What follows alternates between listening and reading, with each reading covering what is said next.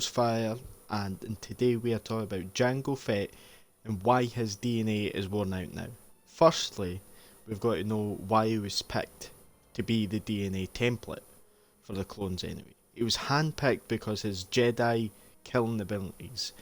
So his abilities to kill Jedi were so far beyond everyone else, and this is what made him the perfect person to clone for Order 66, which is to kill the Jedis, wipe out the Order for Palpatine. And what's made him worn out is the fact that he's now been...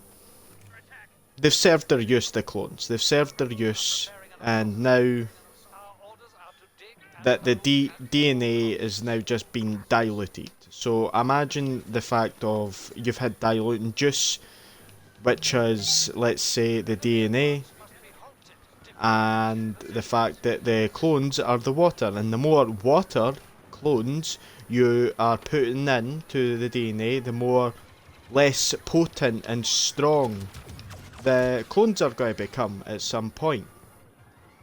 And I believe that the Kaminoans are wearing out now, wearing out this DNA from the cloning process, and we will be seeing them in the Bad Batch experimenting, which is like Clone Force 99, adding more different parts of DNA possibly into the cloning procedure.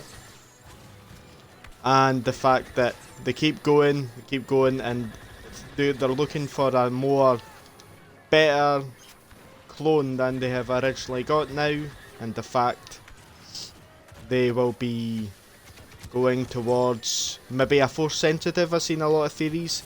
I don't believe this myself, as the fact of, if you've played the Force Unleashed games, the non-canon games, you'll see how difficult the process of a clone sensitive really is. So the fact in the second one, especially the second one, you actually see the thousands and thousands of clones of your character. Even your character is a cloned version.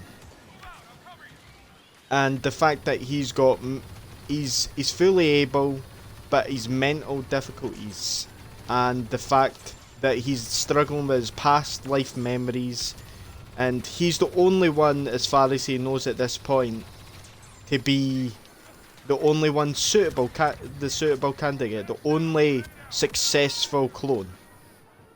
But if you choose the dark side in that game, you will find there is a dark side version of your clone, which is the perfect successful specimen which Vader and the Empire is looking for. And he ends up killing your character, your faulty clone, I would say, and it's the perfect clone for the Empire, what they're looking for. But the problem is, it's very expensive, time wasting procedure for what?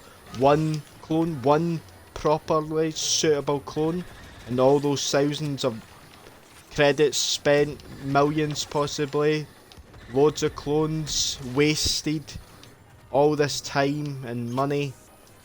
I personally don't think that they'll do this, but I'd like to hope so. And the fact they might be going down this way with Omega, but I don't think Omega is a Force sensitive. I think she's just the next stage of the experiment phase, just to add to the DNA, since they're losing so much of the original DNA, and try and make it successful. So they keep the Empire's contract, and to also protect herself from the Empire and other organisations.